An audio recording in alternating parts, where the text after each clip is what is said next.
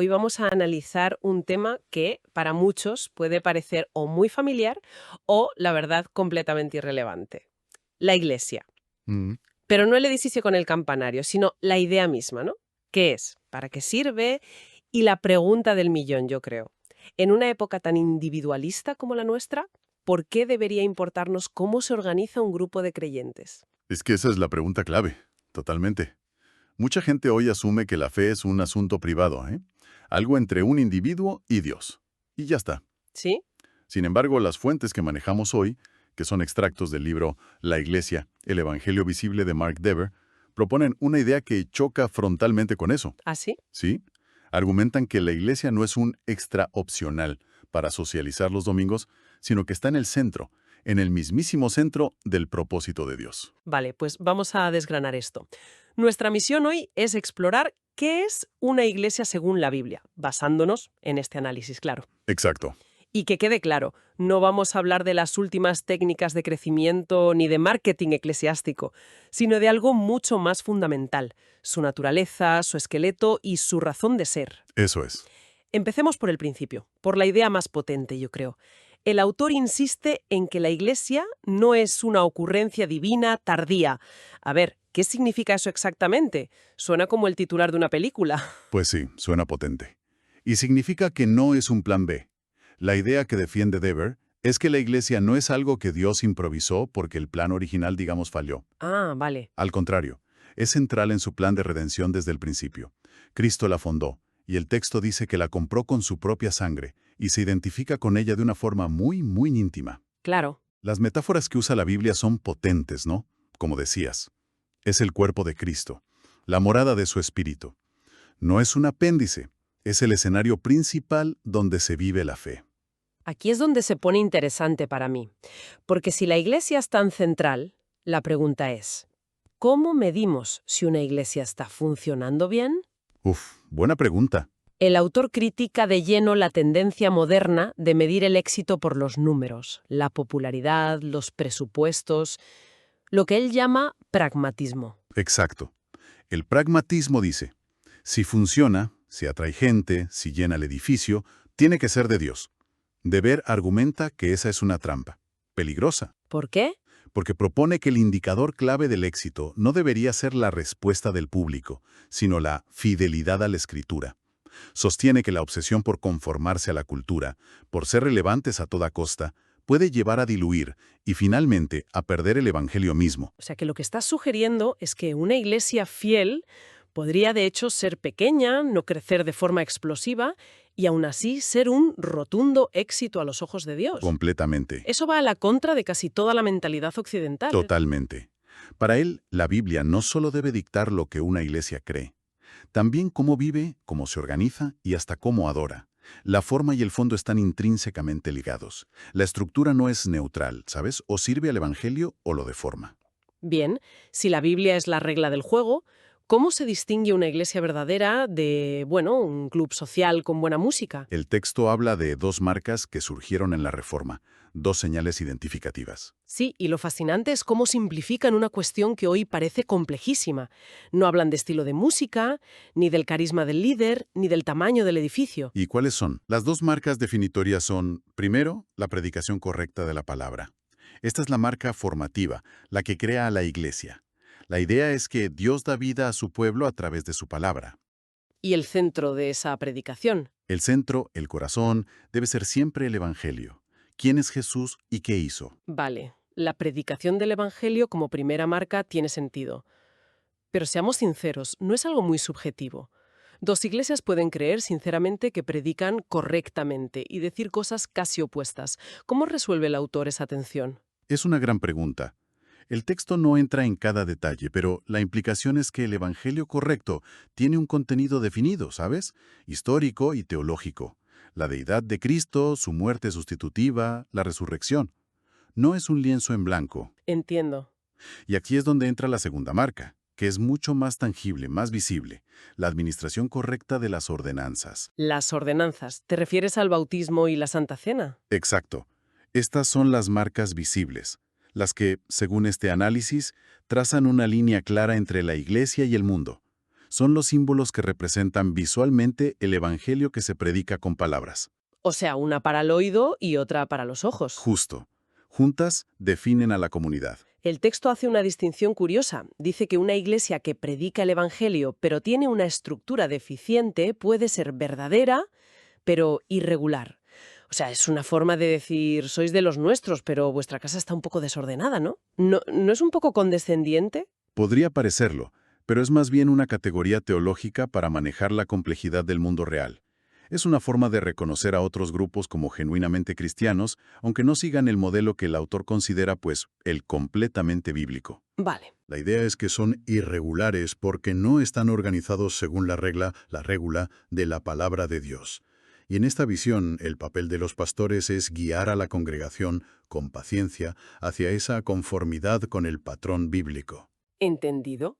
Es reconocer la esencia sin dejar de aspirar a la forma correcta. Eso es. Entonces, si esas son las marcas externas, ¿cómo se ve eso por dentro?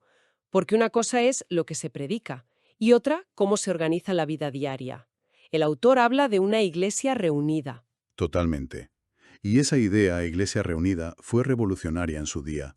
Se basa en que la membresía no es algo que se hereda. Ni que se adquiere por vivir en un sitio. Exacto.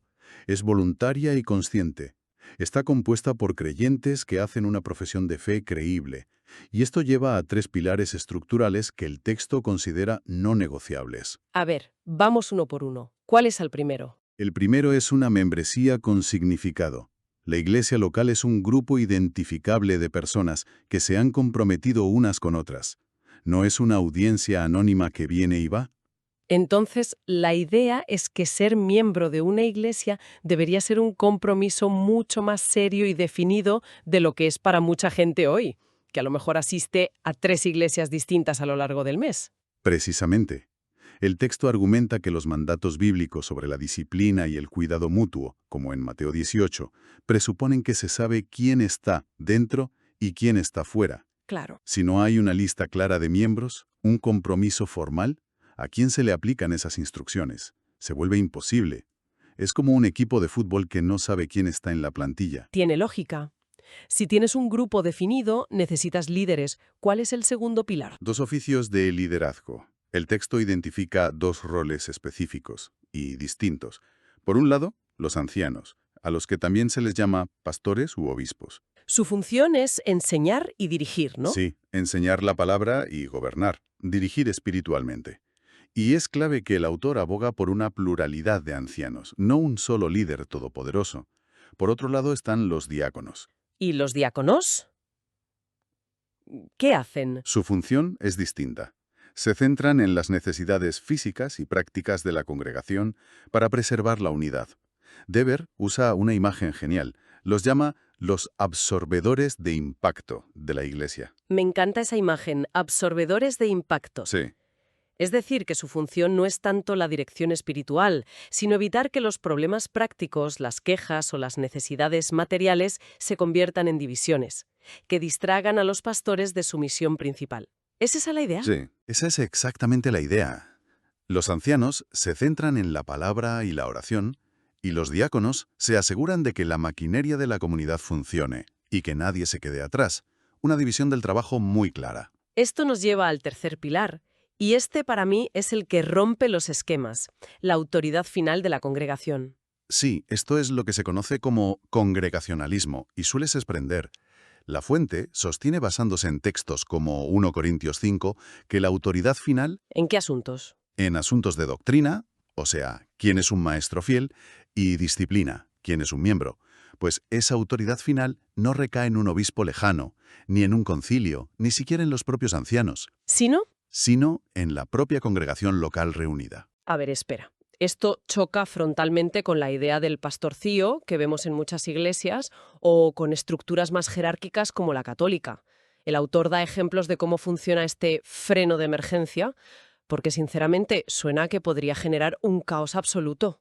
Una democracia donde gana la opinión más popular. Es la objeción más común, sí. Y el texto la aborda. No es una democracia sin líderes donde se vota el color de la moqueta, ¿eh? ¡Ja! Vale. Es un modelo de liderazgo con rendición de cuentas. Los ancianos guían, enseñan, proponen y dirigen. Normalmente, la congregación debería someterse con gusto a su liderazgo. Pero, en última instancia, Es la congregación la que tiene la última palabra. como cuerpo, sí.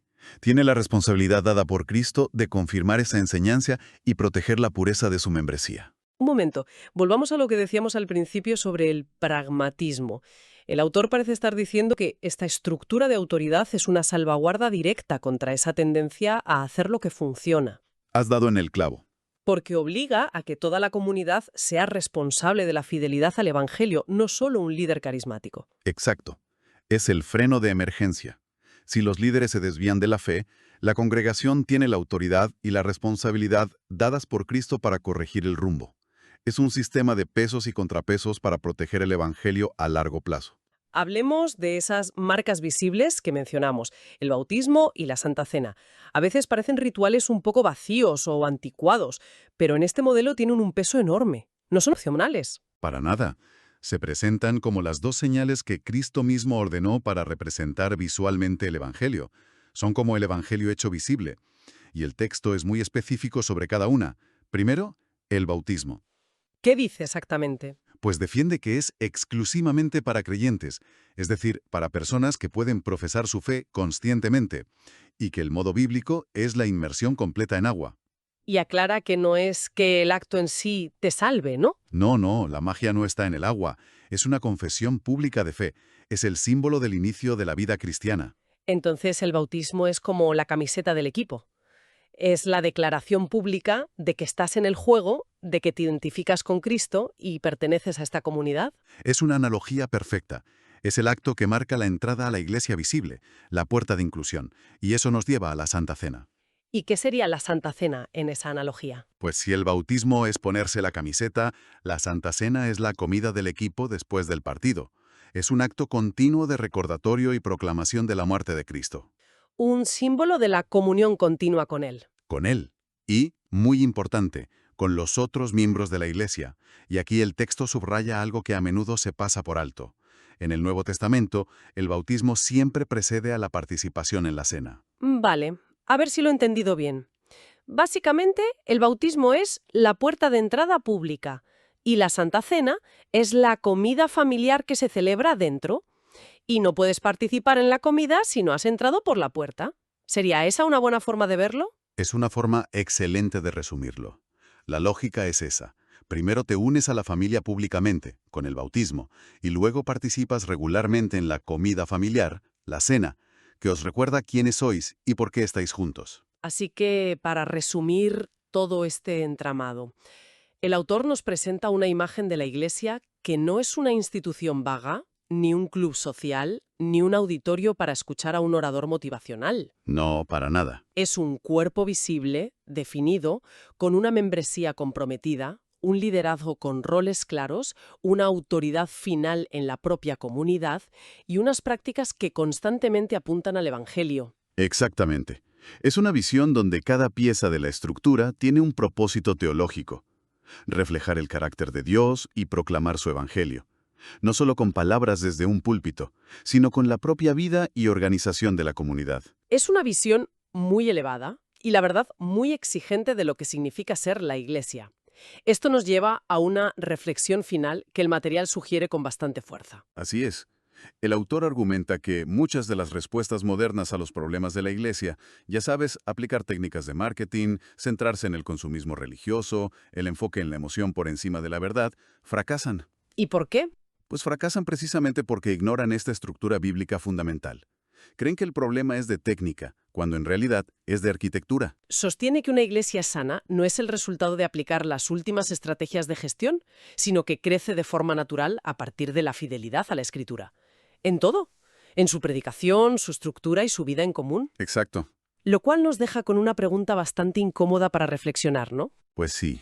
Si este modelo bíblico de iglesia, con membresía significativa, liderazgo plural, autoridad congregacional y ordenanzas bien administradas, es tan crucial y está diseñado para proteger el Evangelio, ¿por qué parece tan poco común hoy en día?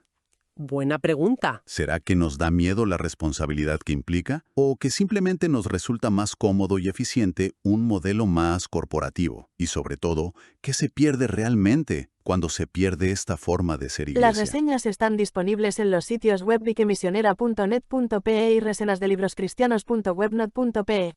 Escuche y solicite reseñas de otros libros en nuestro sitio web.